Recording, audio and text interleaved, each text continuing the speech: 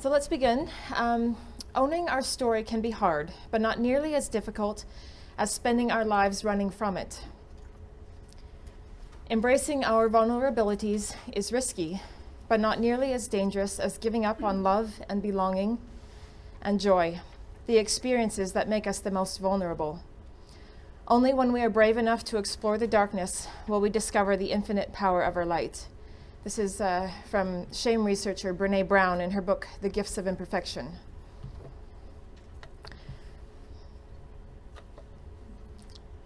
If you'd talked to me 5 years ago, I was the poster child of a victim, a person who had given up believing that I had choice in my life or circumstances.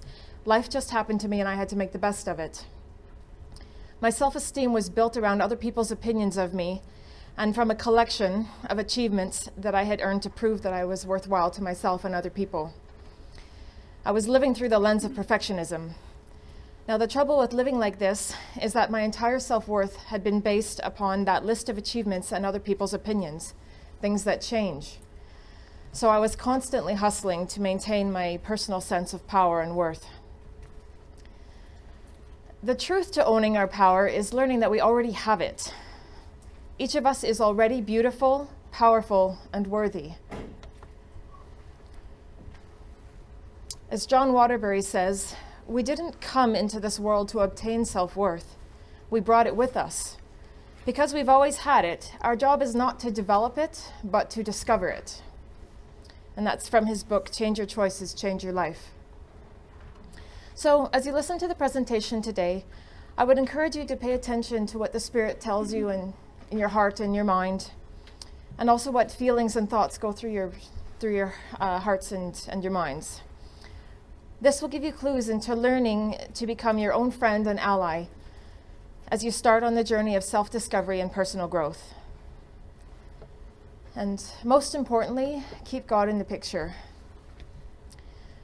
God loves you with a complete, unconditional love that we cannot fully understand, but is entirely real nonetheless. As you draw closer to God, the ideas you have about how He works in your life will be changed.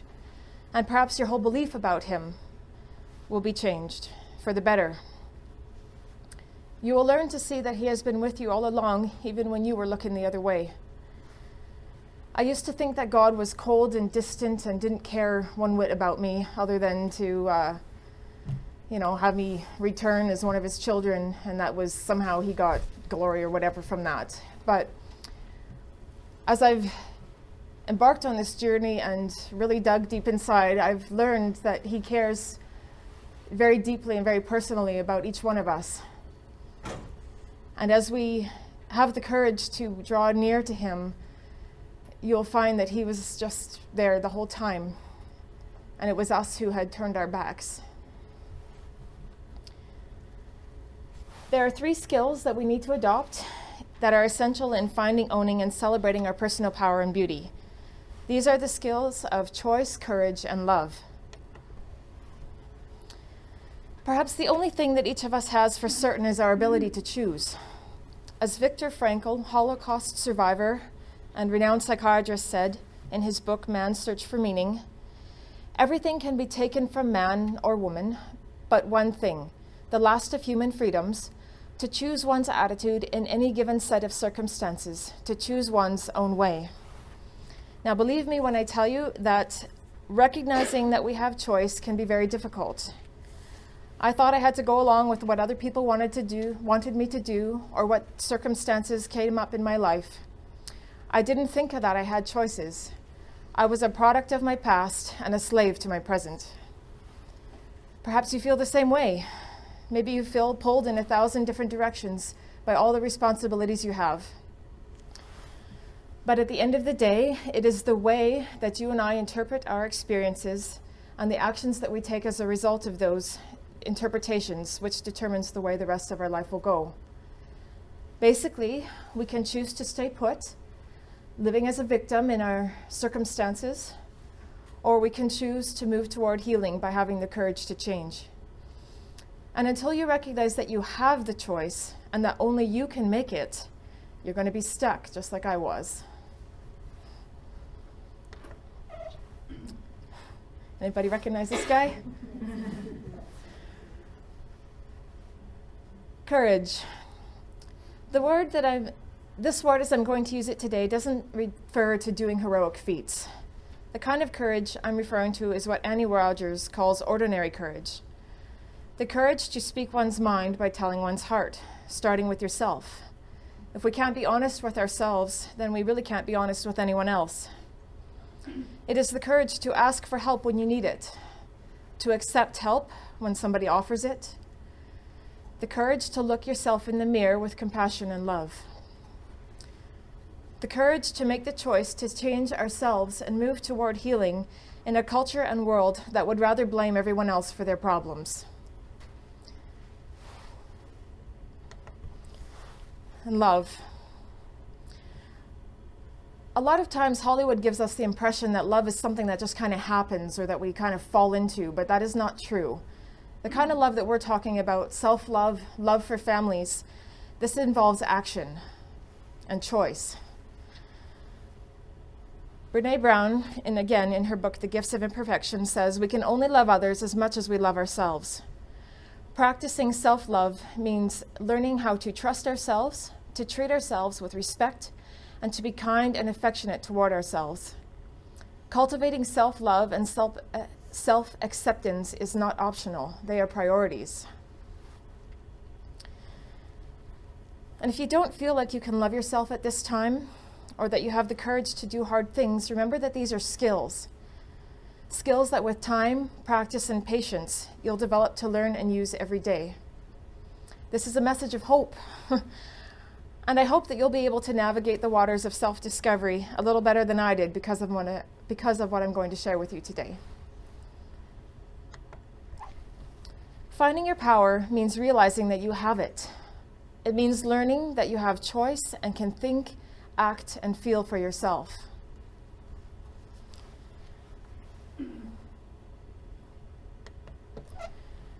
All of us have a lens through which we view the world and ourselves. As we grow up, we experience the world through our senses, through sight, sound, hearing, smell, taste, touch, and through our spiritual experiences.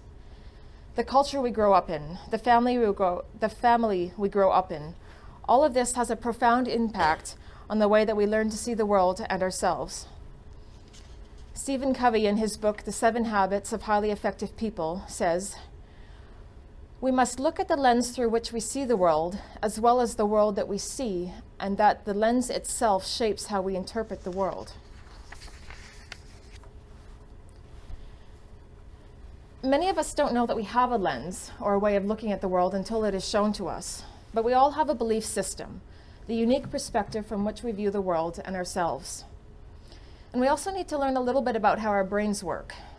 Over time, we develop neural pathways or synapses in our head based on the thought patterns that we repeatedly think. So the more that we give repetition to certain thoughts, the stronger the pathways associated with those thoughts become. So if you repeatedly think thoughts that are negative, that becomes the lens through which you view the world. On the other hand, if you repeatedly think thoughts that are positive, that becomes the lens through which you view the world. And perhaps the most important thing is that these brain pathways are entirely changeable. So we can reprogram our brains and our lives by rethinking our thoughts and changing our actions. As children, we develop patterns, beliefs, and behaviors that worked for us in the life that we lived at the time. But as we grow up, these patterns often are not useful anymore, and sometimes they can be even holding us back. That was the case for me. So if you were teased relentlessly, you learned to blend in and to downplay yourself so you wouldn't be noticed, and you just did what you needed to do in order to survive and avoid making waves. Or if you were considered beautiful, perhaps you got noticed and learned that your value came exclusively from the way you looked.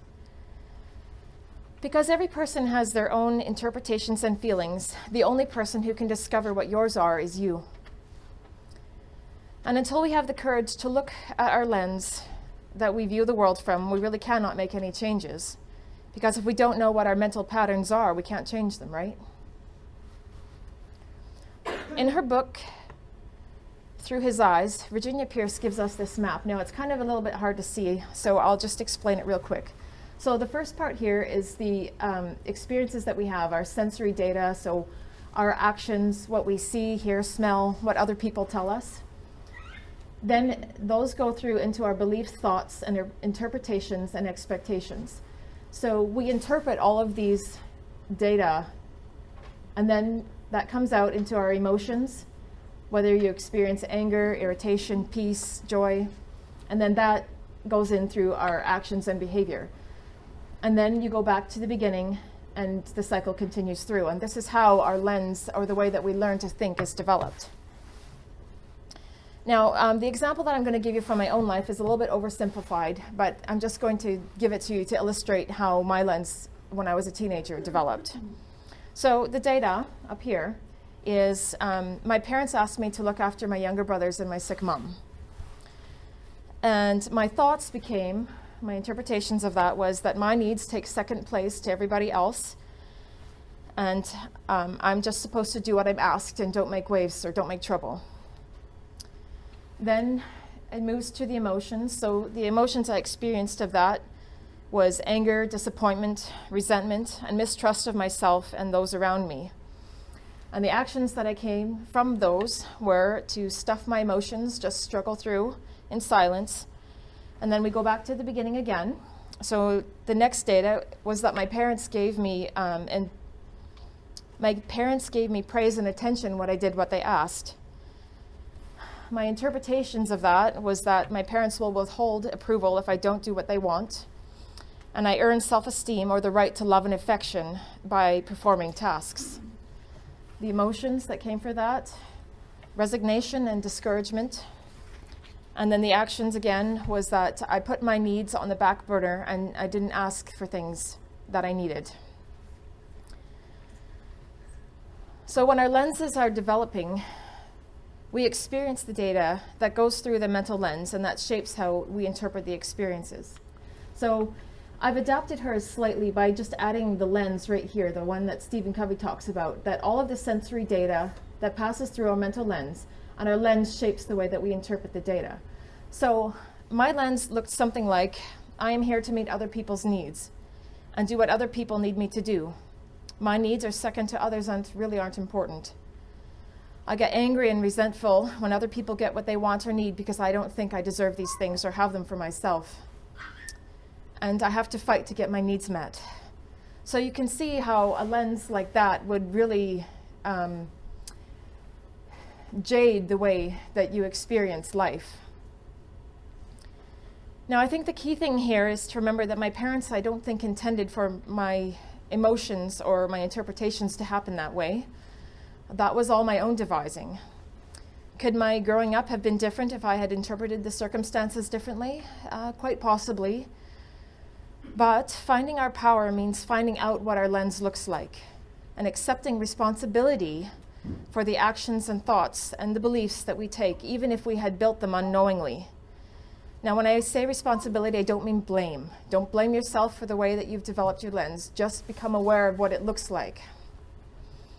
So whatever you experienced in your growing up or even later in life, this will certainly have an impact on how you learn to view yourself and the world and those around you, particularly if it was abusive. So it is important to reflect on your growing up years and how they have shaped your beliefs about yourself. So in addition to the experiences that we have in our family about self-worth, there are common themes of power and beauty for women across our culture, for how we should look and act. We often have these developed into our lenses, and we use them to judge our value and our worth, both physically and socially. So for beauty, there's a heavy emphasis on our culture for women to look a certain way and to place their worth based on their physical attractiveness. We are told that beauty is something you either have or you don't, and that the world bestows it upon you or withholds it from you. But both across time and cultures, the standard of beauty are constantly changing. We only have to look at the last 100 years for proof of this. There was a different ideal body type for just about every decade in the 1900s based on who were the popular celebrities at the time. And different cultures also have different ideas of what is considered physically beautiful across the same time period. What is acceptable in Argentina is different from North America, Europe, Africa. So clearly meeting any outside ideal of beauty is impossible. Finding acceptance in the way that you look right now with your appearance and using that to your best advantage is the best way that you can fully love your body and the way you look. So let's take the example of a flower. I don't think anybody's ever called flowers ugly, but there is thousands of different types, colors, and varieties, right? So the ideal body type is the one that you have, and learning to dress it for yourself. Ultimately, our definition of physical beauty needs to be ourselves exactly as we are right now. Then our style, fashion, and physical appearance become playgrounds. We can experiment to find ways to express to the world who we are rather than look into the fashion or beauty industries to tell us who we should be. We have to begin within. Makeup and clothes are not the providers of beauty you don't have. They are tools to express and enhance the beauty that you already are. Being a good woman. We often receive the message that our social value comes from doing and giving to everyone else, or at least that was the way I interpret it. So we often end up doing this at the expense of ourselves. We interpret that it is selfish to have needs, and even more so if you put your own needs ahead of other people. But I can tell you from personal experience that not only is that incorrect, it is damaging, because we cannot be of service to others if we cannot take care of ourselves. As the age-old saying goes, you can't draw water from an empty well. And so trust me, for 20 years I gave and gave and gave to everyone around me, ignoring myself and my own needs. And all that did was land me in a pit of depression that lasted about a year or so that I had to claw my way out of. So you end up being forced to look after yourself if you don't take the time to do it as part of your regular life. And really, no one else can meet your needs for you. This is internal work. So the combination of family and culture and personal experiences create the mental maps of which we use to make decisions, and this creates the overall way in which we interact with other people and ourselves. Owning your power is making peace with your past and taking responsibility for your present. So as you can see here, I have pictures of me that are taken about a decade apart. I was in my early 20s when I had that first picture, and there's nothing wrong with that picture. But, you know, I'm wearing clothes that don't fit properly, and I'm kind of just trying to hide, right? Whereas I just took that picture a couple months ago, but I'm wearing clothes that fit me properly. And you can see that there's a confidence in the second picture that I don't have in the first one. And I think the difference is that I learned how to take responsibility for my past and how to enjoy life now. And I'll get into all of that as we keep going. So we do this by sorting through our beliefs and finding the flaws in our mental maps. Then we update our maps over and over again, constantly moving toward higher principles and better ways of thinking. So when we're first starting out, sorting our beliefs can be tricky. There's a lot of chatter going on in our heads. But as you do this, remember the third value of love. And as you go looking into your views of yourself and to the world, to do it gently with compassion. We may be inclined to ignore or deny the feelings and beliefs that come up. Perhaps we blame God or other people for the condition of our lives. That's what I did. Or perhaps we just think that we're stuck and that this is simply life as it is right now is as good as it gets. Brene Brown, in her book, again, The Gifts of Imperfection, says that the universe is not short on wake-up calls, but we're very quick to hit the snooze button. In the short term, it is certainly easier to ignore your feelings or deny them, but the feelings and beliefs will catch up to us. And eventually it becomes more painful to remain in the old beliefs than it is to acknowledge that they are there and move forward. So stuffing your feelings can be a useful tool to get you through crisis. So, when somebody you love dies, stuffing the feelings for a few months allows you to get through the funeral and all of the taking care of business that needs to happen after funerals. or other crises, I don't know. That was the one that I had experienced. But stuffing feelings isn't a long-term coping strategy, and it's not healthy emotionally. The long-term coping strategies are where you learn to feel your feelings, and you learn to know that they're not bad and they're not your enemy. Sure, they're hurt and kind of scary and kind of messy sometimes, but running away from yourself, I can speak from personal experience, is exhausting. And yeah, I wouldn't encourage you to take that path. So it takes a large amount of courage to own the feelings that we have and the aspects of ourselves that are not so great, and to admit that we create our own reality. Now, when I say we create our reality, particularly when I'm talking about your past, I don't mean that we create our circumstances, because sometimes our life just goes certain ways and we don't have a lot of say, especially when you're a child.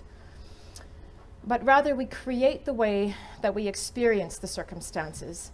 Our perceptions are our reality, and we create our perceptions. So with the example I gave you from growing up, I spent a lot of time being bitter towards my parents and toward God for my experience. But ultimately, I was the one who had created the thoughts about myself that had resulted from the circumstances that I grew up in. And even though I had created those beliefs without realizing it or without knowing it, I was still the one who created them, and I was the only one ultimately who could go about changing them. In order for me to be successful, I had to dig really deep. I had to separate my life experience from my identity. I had previously defined myself based on my pain and my loss. But over time, I've come to realize that I have power in my life now, and in how much emphasis I continue to give my past circumstances. And so do you. You can choose to remain bitter at something that may have happened to you, or you can choose to move toward healing. Richard Paul Evans, in his book, The Four Doors, says, "I'm not suggesting that you deny the existence of past hurts or injustices. Rather, I'm advocating a radical and liberating change of attitude toward those injustices and hurts. Stop using past pain as currency to buy out of present living." And Dr. Christiane Northrup, in her book, Women's Bodies, Women's Wisdom, says, "Our past is not our destiny, and our power to change is now. This power within is engaged by affirming our worthiness and lovability, updating our beliefs, feeling our true feelings, and choosing thoughts that are more uplifting and healing."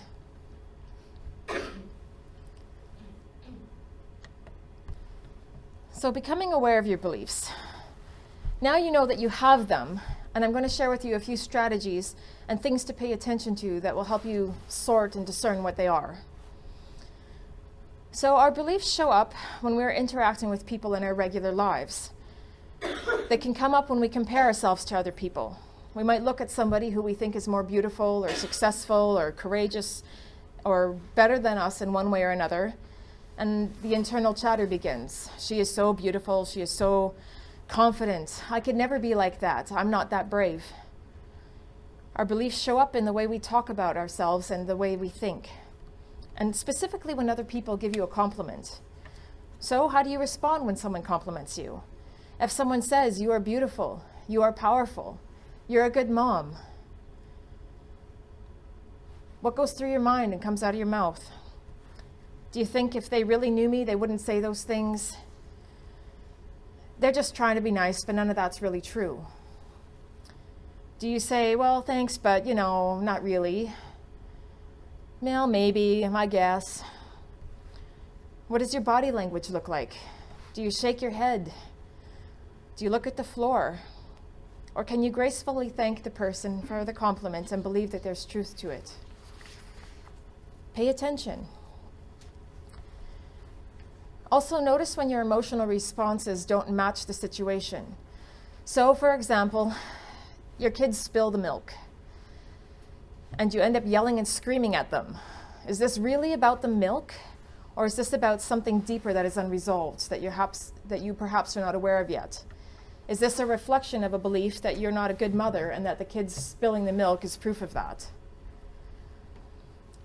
And particularly pay attention to that when the emotional reaction is really strong and it doesn't match what happened in the moment. Also, pay attention to your thoughts when you have a success or you make a mistake. If it was a mistake, are you downright nasty to yourself? Do you think I'm such a failure? I always make mistakes. Why am I such an idiot? Or are you able to be more reasonable and think something such as, oh well, that wasn't like me. I can usually do better.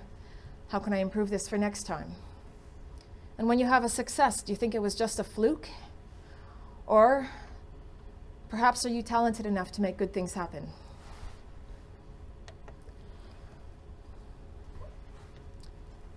So the next level of awareness is distinguishing what we think we believe from what we actually believe.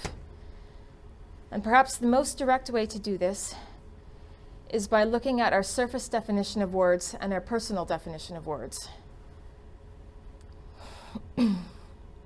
So to illustrate, let's take the word beautiful. When you hear the word beautiful, what goes through your mind? There will be images and other words that pop into your head about the experiences and meanings that you have attached to that word. Now, the surface thing or the automatic responses that come to your mind are probably going to be something like the dictionary definition of beautiful, pleasing to the senses and mind.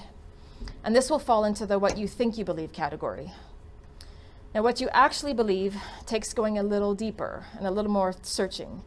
And this is about finding the personal attachment and meaning that you have given to that word. So in my case, the word beautiful, I had attached a long list of physical attributes that had to be met in order for that word to apply to myself. Long hair, clear skin, no wrinkles, no stretch marks. But of course, as I had children and got older, those natural changes in my body didn't match the mental definition that I had attached to the word beautiful. And so I believed that the word beautiful applied less and less to myself. Beautiful was a battle that I was constantly losing.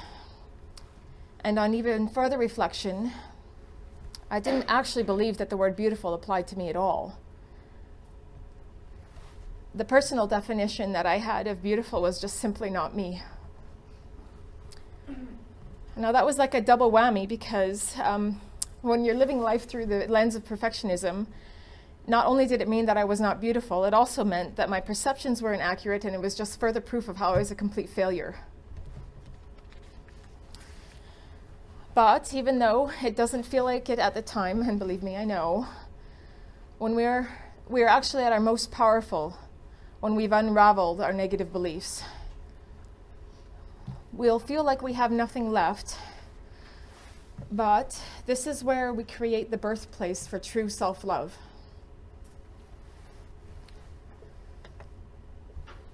John Waterbury, in his book, Change Your Choices, Change Your Life, says, usually when people are consistently unhappy, their unhappiness has more to do with how they define themselves than with what their specific problems are. Whether weak or strong, capable or incapable, secure or insecure.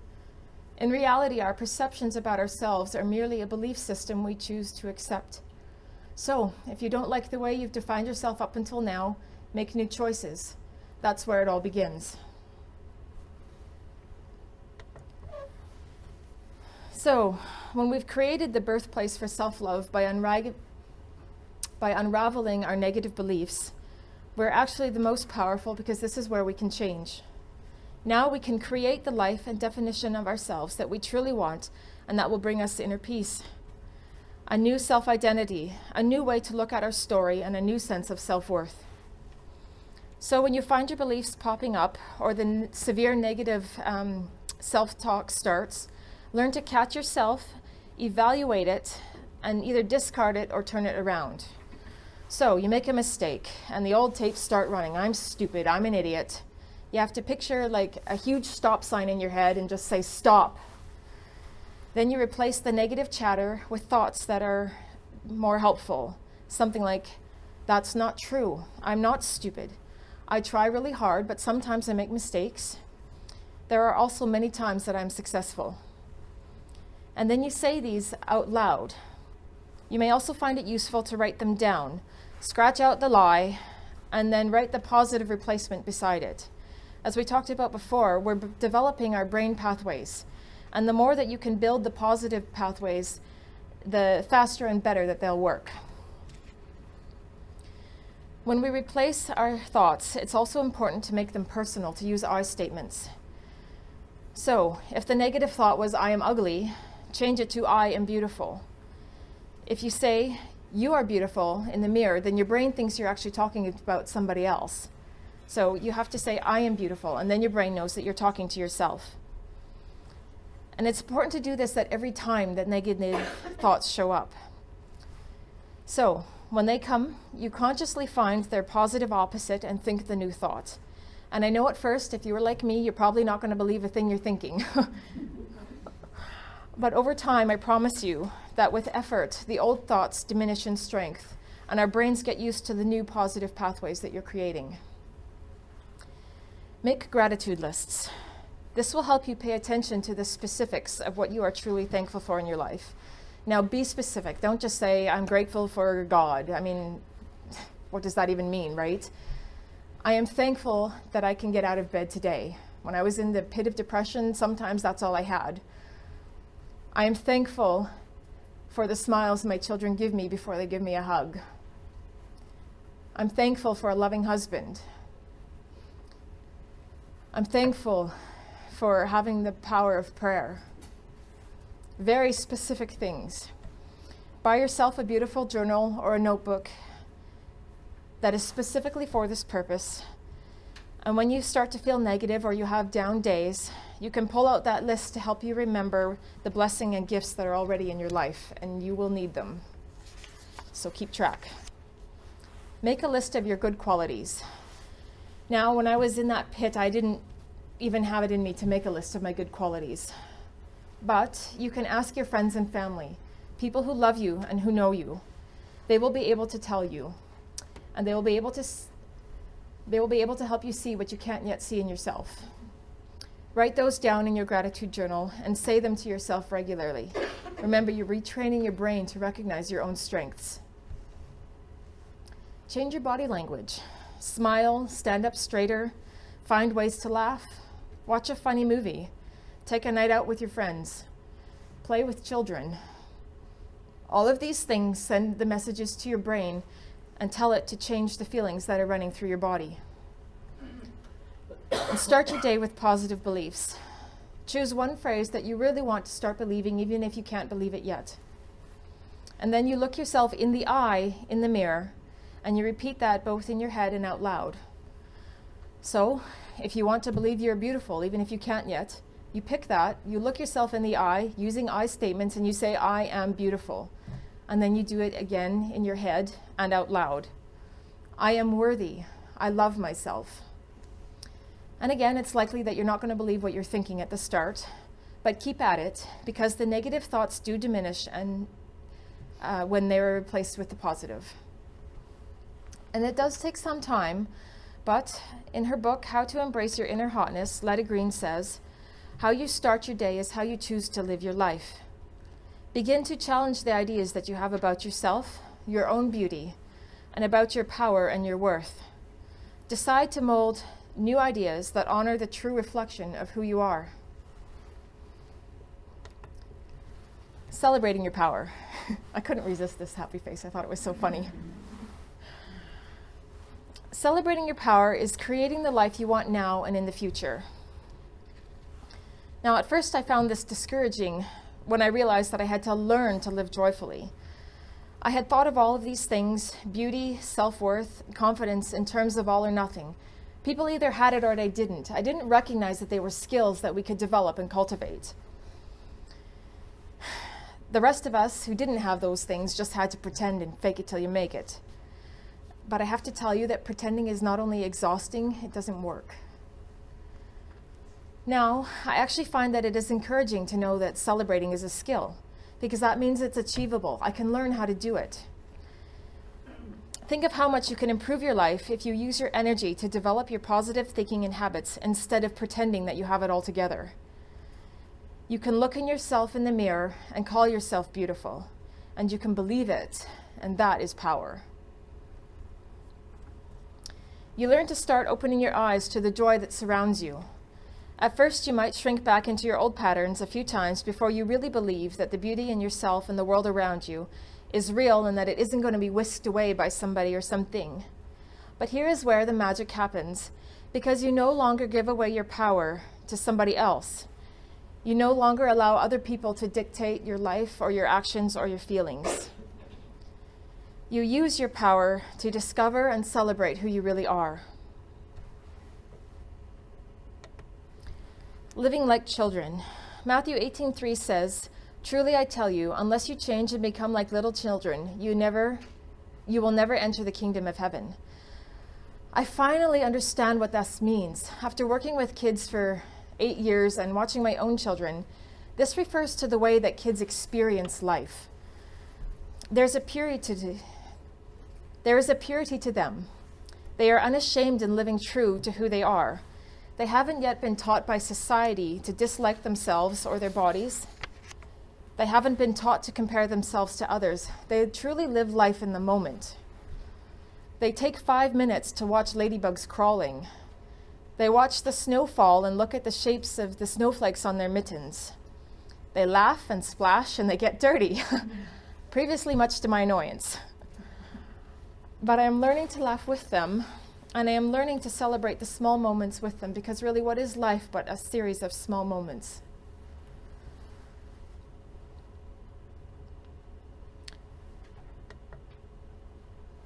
Happiness is a byproduct that occurs naturally as we discover and accept who we are, and as we become who we are meant to become. As we master each new level of development, we develop greater emotional depth that enables us to reduce our dependence on people, situations, or circumstances. Happiness is developing an optimistic perception in which our focus is the rose and not the thorn. It is okay to be happy. That's from John Waterbury in Change Your Choices and Change Your Life. I think a lot of us get stuck up in thinking that happiness is something that we get after we die, or that's an eternal thing. This is something that happens in the eternities. But happiness is here and now, and eternity is here and now. This is the way we are creating our life, right here and right now.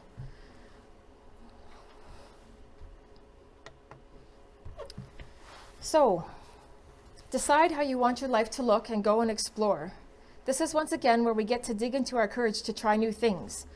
Go go-karting, try cross-stitch, read novels, travel, go back to school, dye your hair purple.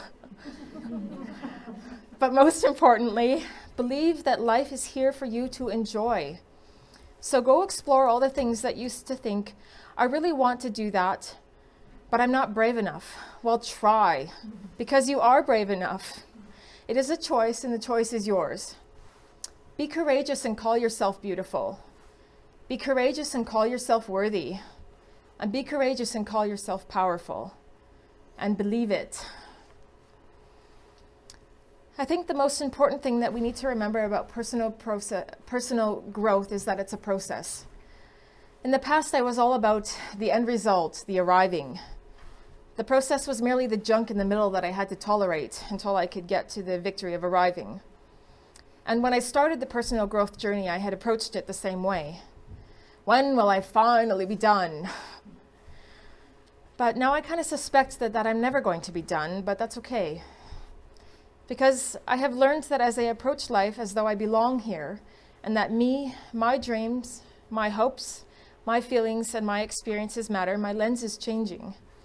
And yours will too, because your dreams, your hopes, your life, and your experiences matter, and so do all of you.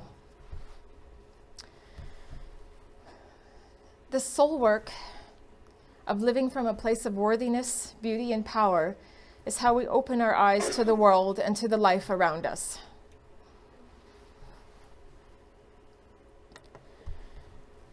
Because of faith, we can be confident that one of two things will happen when we are about to step off into the great abyss of darkness and uncertainty.